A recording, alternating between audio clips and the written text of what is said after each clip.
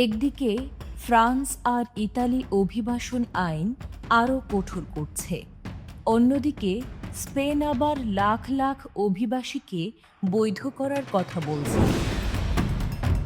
একই ইউরোপ, কিন্তু দুই রকম সিদ্ধান্ত। কেন এমন হচ্ছে?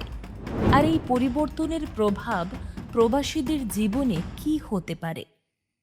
আজ সহজ ভাষায় বুঝে নেওয়া যাক ইউরোপের অভিবাসন নীতির বড় পরিবর্তনগুলো। 12 জুন থেকে ইউরোপীয় ইউনিয়নের নতুন মাইগ্রেশন ও অ্যাসিলাম প্যাক্ট বাস্তবায়নের নতুন ধাপ শুরু হয়েছে।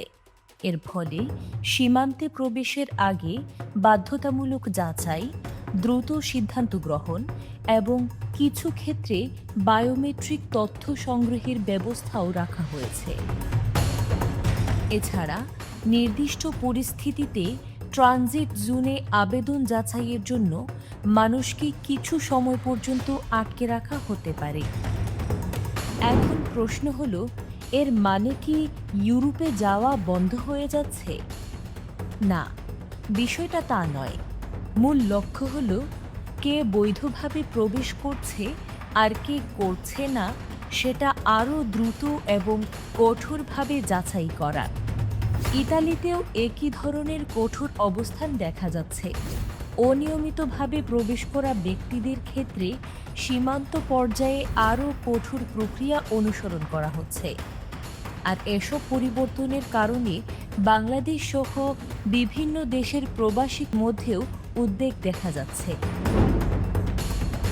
কিন্তু এখানে একটা বিষয় অনেককে অবাক করছে। যখন ইউরোপের কিছু দেশ নিয়ম আরও কঠোর করছে, তখন স্পেন তুলনামূলক ভিন্ন অবস্থান নিচ্ছে। স্পেনের যুক্তি, তাদের অর্থনীতি সচল রাখতে আগামী বছরগুলোতে বড় সংখ্যায় শ্রমশক্তির প্রয়োজন হবে। তাই তারা চাইছে যারা ইতোমধ্যে দেশটিতে আছেন এবং কাজ করছেন, তাদের একটা অংশকে বৈধ কাঠামোর মধ্যে আনা হোক। এর মাধ্যমে শ্রমবাজার শক্তিশালী হবে, কর আদায় বাড়বে এবং অর্থনীতিও উপকৃত হবে। অর্থাৎ এখানে বিষয়টা শুধু মানবিক নয়, অর্থনৈতিকও। তাহলে ইউরোপের সব দেশ এক পথে হাঁটছে না কেন?